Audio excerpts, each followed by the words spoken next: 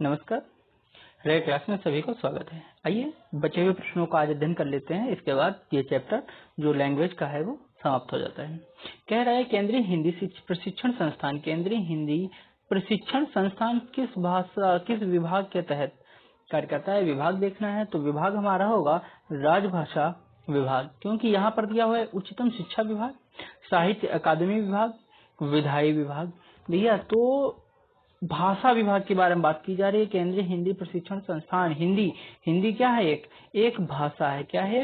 हिंदी एक भाषा है। इसके बारे में बात की गई है। ठीक है, तो आइए बात करते हैं कि केंद्रीय हिंदी प्रशिक्षण संस्थान राजभाषा के तहत कार्य करता है। राजभाषा किसके तहत कार्य करता है? तो राजभाषा गृह मंत्रालय के तहत कार्य करता है। किसके तहत? गृह मंत्रालय के तहत कार्य करता है। क्लियर? आइए एक बार इसका डिस्क्रिप्शन देख लेते हैं। कह रहा है केंद्रीय हिंदी प्रशिक्षण संस्थान गृह मंत्रालय के तहत कार्य करता है। किसके तहत कार्य करता है? गृह मंत्रालय। मंत्रालय अगर आता है तो गृह मंत्रालय के तहत कार्य करता है। ठीक, गृह मंत्रालय के अंतर्गत राजभाषा विभाग के तहत कार्य करता है। मंत्रालय, गृह मंत्रालय, विभाग राजभाषा विभाग है। वस्तुतः केंद्र सरकार के हिंदी न जानने वाले कर्मचारियों को हिंदी सीखने का कार्य सर्वप्रथम शिक्षा मंत्रालय द्वारा 1952 में प्रारंभ किया गया था। अर्थात हिंदी सिखाने का कार्य सबसे पहले किसके तहत किया गया था? शिक्षा मंत्रालय के द्वारा किया गया था। कब? 1952 में। 1957 ईस्वी में गृह मंत्रालय के अंतर्गत राजभाषा विभाग की स्थापना हुई थी। राजभाषा विभाग की स्थापना कब हुई थी? ये मोस्ट इम्पोर्टेंट हो जाता है, तो याद रहे 1975 में राजभाषा विभाग की स्थापना हुई थी। किसके तहत? गृह मंत्रालय के तहत की गई थी। क्लियर?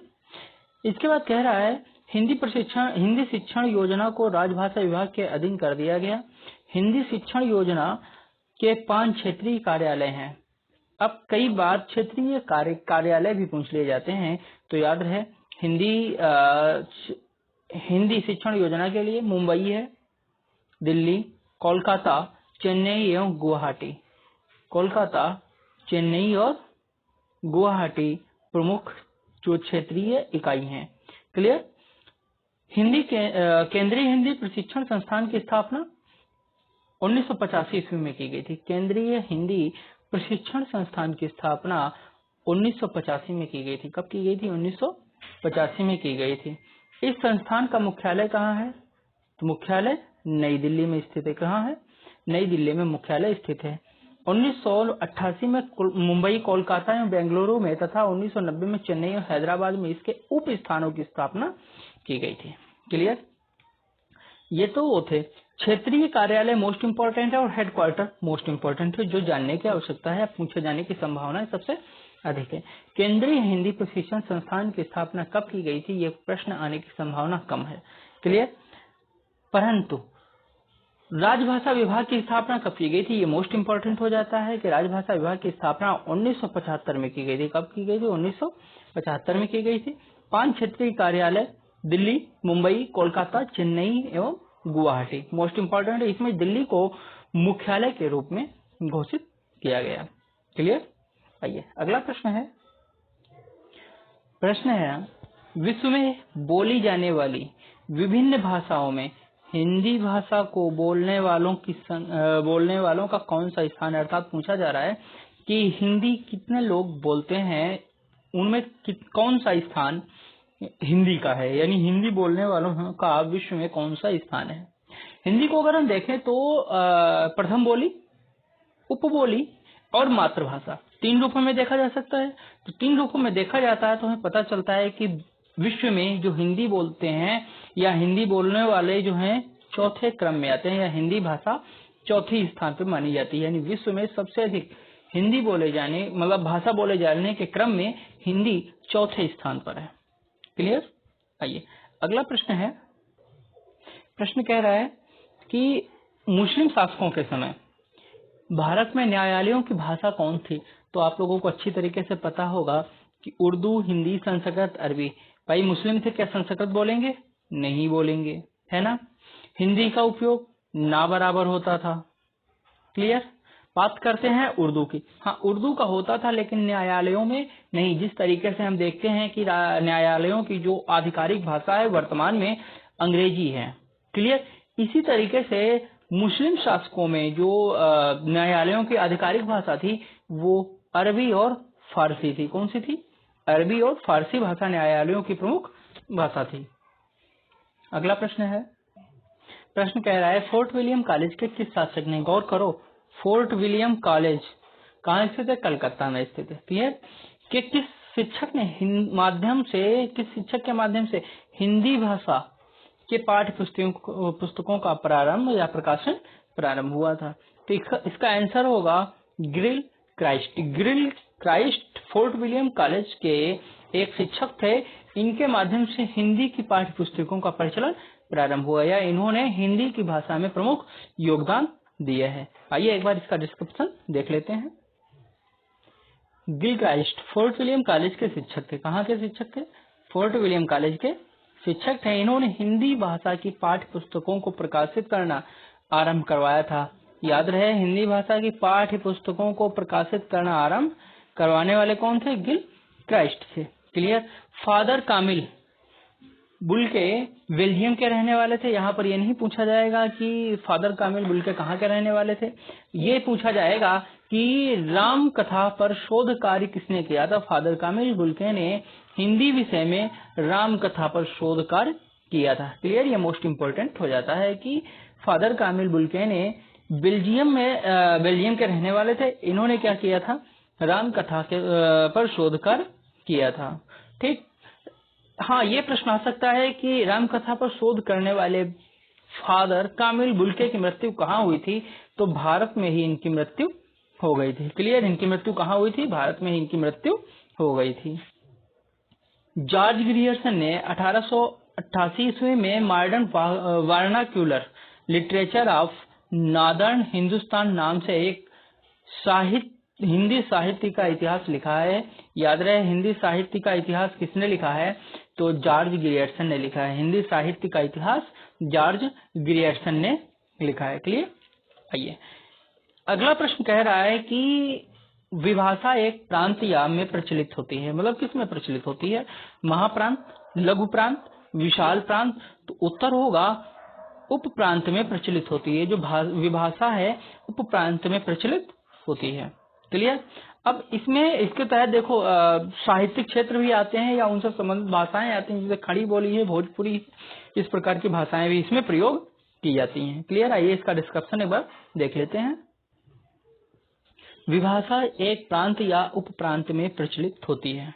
इसमें साहित्यिक रचनाएं भी प्राप्त होती हैं। जैसे हिंदी की भाषाएं हैं ब्रजभाषा, अवधी, खड़ी बोली, भोजपुरी व मैथिली आदि भाषाओं में साहित्यिक रचनाएं प्राप्त होती हैं।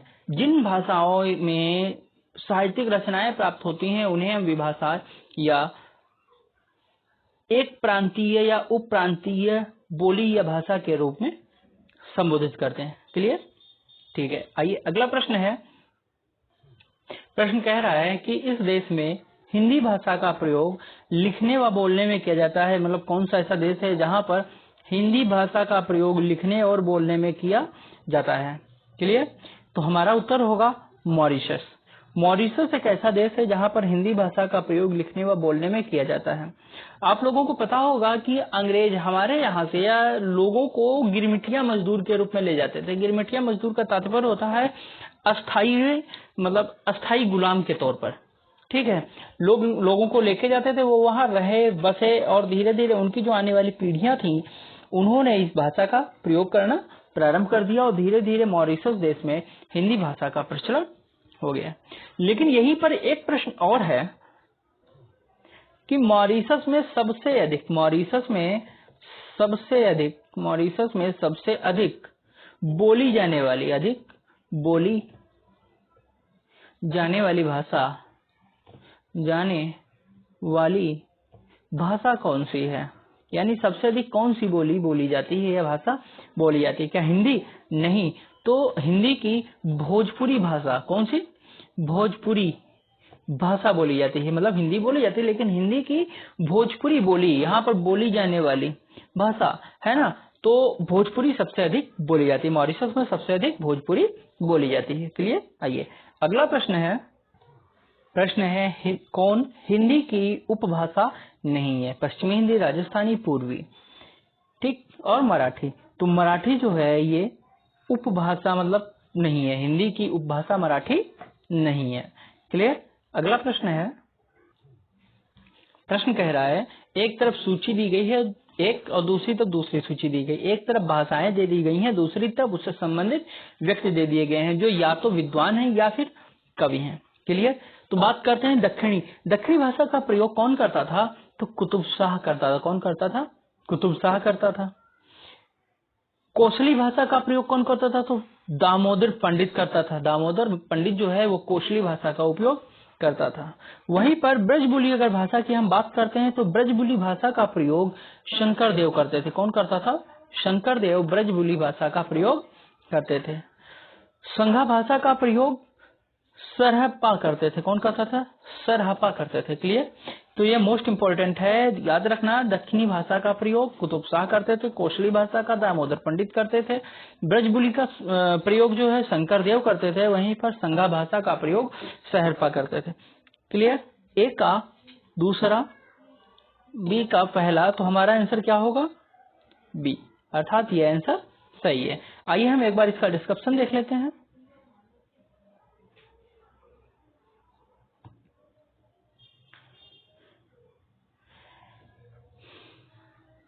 देखो दिया हुआ है दक्षिणी भाषा के कवि कुतुब शाह हैं। दक्षिणी भाषा के कवि कुतुब शाह हैं। कुल्लियत एक कुली इनकी प्रमुख रचना है। ये पूछी जा सकती है कि कुल्लियत एक कुली किसकी रचना है? तो कुतुब शाह की रचना कुल्लियत एक कुली इनकी प्रमुख रचना है।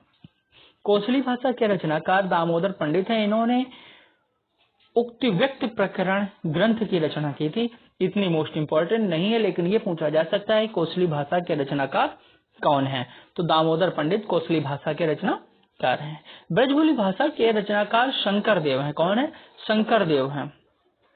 इन्होंने ब्रज भाषा की नकल की थी, इसीलिए इसे ब्रजबुली भाषा के नाम से जाना जाता है। ठीक है। संघा भाषा के कवि सरहप्पा हैं। दोहा कोश इनकी प्रसिद्ध रचना है। क्लियर। अन्य तथ्यों में अगर हम बात करते हैं तो दिया हुआ है दक्षिणी भाषा के प्रथम कवि ख्वाजा बंदा नवाज गेसूद राज हैं। क्लियर। प्रथम कवि दक्षिणी भाषा के प्रथम कवि कौन है? ख्वाजा बंदा नवाज। इतना याद रखो, या फिर गेसूद राज याद रखो। एक शब्द याद रखो, गेसूद राज, ये आराम रहेगा। गेसूद राज दक्षिणी भाषा के दक्षिणी हिंदी के प्रथम कवि कौन है? गेसूद राज हैं। दक्षिणी हिंदी के प्रथम कवि गेसूद राज हैं। ठीक है। सरबस मुल्ला वजही की हिंदी दक्षिणी हिंदी में प्रसिद्ध रचना है। फिर कुतुबन ने मृगावती की रचना अवधी में की थी। ये मोस्ट इंपोर्टेंट हो जाता है कि अवधी में मृगावती की रचना किसने किया था? तो कुतुबन ने मृगावती की रचना अवधी भाषा में किया था। कुतुबन ने मृगावती की रचना की थी। कुतुबन ने मृगावती की रचना की थी। कई बार प्रश्न पूछा भी गया है कि मृगावती की रचना किसने किया था? तो कुतुबन ने मृगावती की रचना की थी। किस भाषा में की थी? तो अवधी भाषा में प्रयोग किया था। अब हम इनको कुतुबन को हम अवधी भाषा से जोड़कर भी देख सकते हैं।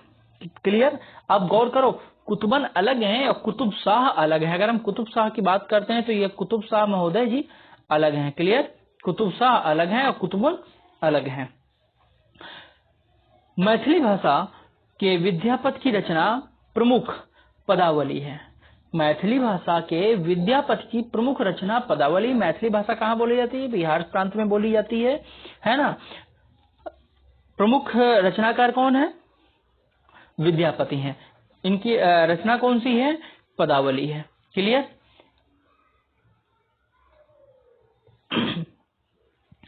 अगला कह रहा है कि रस रतन के रचनाकार पुहकर हैं। लखन सेन पद्मावत तथा दामोदर की रचना लखन सेन पद्मावती तथा दामोदर की रचना है। गौर करो कि हम इसकी बात कर रहे हैं लखन सेन पद्मावती कथा किसकी है? दामोदर की रचना है। इतना मोस्ट इंपोर्टेंट नहीं है, लेकिन फिर भी ये मोस्ट हो जाता है। क्यों? क्योंकि दामोदर पंडित ने कोसली भाषा के रचनाकार माने जाते हैं। दामोदर पंडित को कोसली भाषा के रचनाकार माना जाता है। ये वही दामोदर है जिन्होंने लखन सेन पद्मावती कथा की रचना की। किस भाषा में? कोसली भाषा में इसकी रचना किया था? ईश्वर दास की रचना सत्यवती है। हम कई बार घरों में देखो, लोगों के यहाँ कथा भागवत होती है तो उसमें सत्यवती की कथा सुनाई जाती है, तो उसकी रचना किसने किया था? ईश्वर दास ने किया था। किसने किया था? ईश्वर दास ने सत्यवती कथा की रचना किया था। ईश्वर दास ने सत्यवती कथा की रचना किया था। मोस्ट इंपॉर्टेंट हो जाता है, एक ये मोस्ट इंपॉर्टेंट हो जाता है, दूसरा मोस्ट इंपॉर्टेंट हो जाता है जो बहुत महत्वपूर्ण है, कुतुबन अर्थात मृगावती की रचना मोस्ट इंपॉर्टेंट, जो सब बहुत ही महत्वपूर्ण मानी जाती है। तीसरा ये गेसुदराज अर्थात दक्षिणी भाषा के प्रथम कवि। ये एग्जाम के दृष्टि से बहुत ही महत्वपूर्ण टॉपिक या फैक्ट मान सकते हैं कि है। क्लियर? आप लोगों के समझ से देखो, ये लेके आ रहे हैं जो ये भी बता रहे हैं कि कौन सी संभावनाएं हैं, किस प्रकार से आ रही हैं। अगर आप लोगों को लगता है कि हाँ जो कंटेंट चल रहा है बेस्ट है, सही है, तो प्लीज लाइक शेयर और सब्सक्राइब करना ना भूलें। क्लियर? आइए बात करते हैं अगले प्रश्न की। ये मोस्ट इंपॉर्टेंट है प्रश्न की, भारतवर्ष के लिए हिंदी भाषा का सुझाव सबसे पहले किसने दिया था? किस व्यक्ति ने हिंदी भाषा का सुझाव दिया था कि भारतवर्ष में हिंदी भाषा का प्रयोग किया जाए? क्लियर? तो हमारा उत्तर होगा राजा राम मोहन राय। राजा राम मोहन राय ने हिंदी भाषा का सबसे पहले क्या किया था, मतलब सुझाव दिया था। क्लियर? एक बार इसका डिस्क्रिप्शन देख लेते हैं। सबसे पहले ईश्वरचंद्र विद्यासागर और राजा राम मोहन राय ने, दो व्यक्ति थे, ईश्वरचंद्र विद्यासागर, राजा राम मोहन राय थे। इन्होंने हिंदी को राष्ट्रभाषा के रूप में अपनाने की बात कही।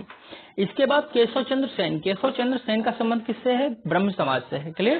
केशव चंद्र सेन ने अपने समाचार पत्रों में लिखा कि हिंदी ही अखिल भारत की जातीय भाषा या राष्ट्रभाषा बनने के योग्य है। किसने लिखा था? केशव चंद्र सेन ने अपने समाचार पत्रों में सबसे पहले लिखा था। अब यहाँ पर एक चीज गौर करने वाली बात है कि इस भाषा को, हिंदी को सुझाने के लिए यहाँ पर महात्मा गांधी भी ऑप्शन दिया हुआ है। क्या महात्मा गांधी ने हिंदी को राष्ट्रभाषा के रूप में सुझाने की बात की थी? नहीं, इन्होंने हिंदी को नहीं बल्कि हिंदुस्तानी भाषा के बारे में कहा था कि हिंदुस्तानी भाषा को राष्ट्रभाषा के रूप में सम्मिलित किया जाए। हिंदुस्तानी भाषा का तात्पर्य क्या था? हिंदुस्तानी दो भाषाओं से मिलकर बना है, एक है उर्दू। क्लियर? एक हो गई उर्दू और दूसरी हो गई हिंदी।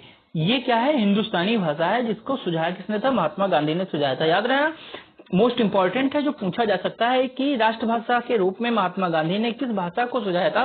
तो हिंदुस्तानी भाषा को सुझाया था। लेकिन हुआ क्या? राष्ट्रभाषा के रूप में हिंदी को चुन लिया गया।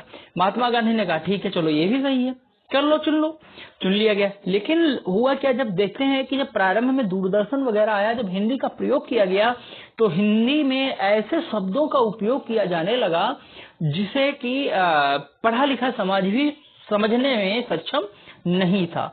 क्लियर? तो ऐसे में कठिनाई आई और इसी के कारण जो है 1953 में विवाद उत्पन्न हुआ हिंदी भाषा क्षेत्र राज्यों के लिए। ठीक, तो 1953 में पहला राज्य, जिसे हम आंध्र प्रदेश कहते हैं, वो क्या हुआ? भाषा के तौर पर अलग किया गया, यानी भाषा के तौर पर आंध्र प्रदेश को पहली बार मान्यता प्रदान हुई। इसके पीछे का महत्वपूर्ण कारण क्या था कि हिंदुस्तानी भाषा या हिंदी भाषा राष्ट्रभाषा के रूप में जो अपनाई गई। और हिंदी भाषा को जो नॉर्मल, जैसे महात्मा गांधी ने कहा था हिंदुस्तानी का उपयोग करो, क्योंकि भारत में मैक्सिमम दो समुदाय सबसे अधिक है, एक है मुस्लिम, दूसरा है हिंदू। ठीक, तो हिंदुस्तानी में दोनों भाषाएं थी, उर्दू और हिंदी, यानी दोनों का मिक्सचर था, तो भाषा थोड़ी सरल हो जाती। लेकिन जब केवल हिंदी का उपयोग किया जाने लगा तो जाहिर सी बात है कि शब्दों को कठिन करके प्रस्तुत किया जाने लगा। जब पढ़े लिखे लोग समझ नहीं पा रहे थे, जो लोग नहीं पढ़े लिखे थे या जिनको और उर्दू ही आती थी, तो उन लोगों को इससे समस्या होने लगी। इस बदौलत दक्षिण क्षेत्र में सबसे पहले आंध्र प्रदेश उठा, जिसने भाषाई के तौर पर अपने राज्य की मांग की थी। क्लियर? उम्मीद करता हूं आप लोगों को ये समझ में आ गया होगा। आइए अगला प्रश्न है, इनमें से कौन सी बोली सामान्यतः उत्तर प्रदेश में नहीं बोली जाती है? खड़ी बोली, ब्रज भाषा, अवधी, ये तीनों बोली जाती हैं। क्योंकि अगर हम अवधी भाषा की बात करते हैं तो जैसे हम लखनऊ वगैरह प्रांत में जाते हैं या फिर छत्तीसगढ़ी क्षेत्र की तरफ बढ़ते हैं तो अवधी भाषा हमको देखने को मिलती है। ठीक है, हम बात करते हैं मैथिली। मैथिली कहाँ बोली जाती है? बिहार में बोली जाती है। कहाँ की भाषा है? बिहार की भाषा है। इसका किस अपभ्रंश से निकली है? मागधी अपभ्रंश से निकली है। किससे निकली है? मागधी अपभ्रंश से निकली है। आप लोगों को तो अब तक कंप्लीट हो गया होगा। क्लियर? आइए अगला प्रश्न है, प्रश्न है भारत की संपर्क भाषा के रूप में कौन है, यानी भारत की संपर्क भाषा कौन है, तो हमारा आंसर होगा उर्दू। उर्दू को भारत की संपर्क भाषा के रूप में प्रस्तुत किया गया है। इसके अतिरिक्त अगर प्रश्न आ जाए भारत की राष्ट्रभाषा कौन है, तो राष्ट्रभाषा भी हमारी हिंदी होगी। क्लियर। लेकिन अगर आ जाए आधिकारिक भाषा कौन है, तो आधिकारिक भाषा के तौर पर अंग्रेजी है। कौन सी? आधिकारिक भाषा है ना, आधिकारिक भाषा। आधिकारिक भाषा का तात्पर्य क्या हुआ कि जितना भी हम देखते हैं कि लिखा पढ़ी में जितना उपयोग किया जाता है, इंग्लिश का उपयोग किया जाता है। यदि किसी अधिकारी को कुछ देना है तो मैक्सिमम जो है इंग्लिश शब्द का उपयोग किया जाता है। कोर्ट की हम बात करते हैं तो कोर्ट में इंग्लिश का अधिक प्रचलन है, हिंदी का कम है। वो अलग बात है कि हिंदी को या फिर मातृभाषा में बोलने का अधिकार संविधान के द्वारा प्रदान किया गया है। क्लियर। आइए अगला प्रश्न है राजभाषा आयोग के प्रथम अध्यक्ष। यहाँ पर गौर करने वाली बात है, राजभाषा आयोग के प्रथम अध्यक्ष किसे बनाया गया, तो याद रहे बाल गंगाधर तिलक को राजभाषा आयोग का प्रथम अध्यक्ष बनाया गया। राजभाषा आयोग जो है इसके लिए संकल्पना कब आई थी? हम जब बात करते हैं संविधान को पढ़ते हैं, ठीक है, तो संविधान में सबसे पहले 1948 को ही एक भाषा निर्मित करने के लिए इसके अध्यक्ष कमेटी बनाई जाती है, लेकिन वो सफल नहीं होती है। इसके बाद 1951 में पीवीके कमेटी बनाई जाती है, वो भी सफल पूर्णतया नहीं होती है। इसके बाद एक और कमेटी बनाई जाती है जिसे हम कहते हैं फजल अली आयोग। क्लियर। फजल अली आयोग ने कहा कि हाँ, राज्यों के लिए अलग अलग मतलब एक भाषा आयोग होना चाहिए जो कि ये निर्धारित करे किस क्षेत्र के लिए कौन सी भाषा मोस्ट इम्पोर्टेंट है। ठीक। फजल अली आयोग 1953 में गठित की गई थी। कब की गई थी? 1953 में इसका गठन किया गया था। क्लियर।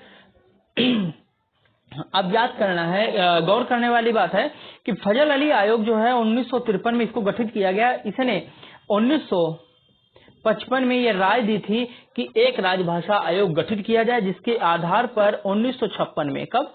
1956 में एक राजभाषा आयोग का गठन किया गया, जिसके अध्यक्ष बाल गंगाधर खेर को बनाया गया। किसे बनाया गया था? बाल गंगाधर खेर को इसका अध्यक्ष बनाया गया है। अर्थात प्रथम राजभाषा आयोग का अध्यक्ष कौन था? बाल गंगाधर खेर थे। कहानी समझ में आई? कहां से प्रारंभ होती है? यानी 1948 से प्रारंभ होती है, क्योंकि 1948 से ही भाषा को लेकर के विवाद प्रारंभ हो गया था, जिसको लेकर के सबसे पहले इसके अध्यक्ष कमेटी बनाई गई है ना, उसके बाद पीवीके, उसके बाद फजल अली आयोग। फजल अली ने राजभाषा आयोग के लिए निवेदन किया, तो जब राजभाषा आयोग 1956 में बनकर तैयार हुआ तो उसका अध्यक्ष बाल गंगाधर खेर को बनाया गया, जबकि 1955 में ही बाल गंगाधर खेर का नाम अध्यक्ष के रूप में सबसे पहले नामांकित किया गया था कि जो राजभाषा आयोग बनेगा उसका अध्यक्ष बाल गंगाधर खेर होंगे। क्लियर। आइए अगला प्रश्न है हिंदी भारत की कौन सी भाषा है?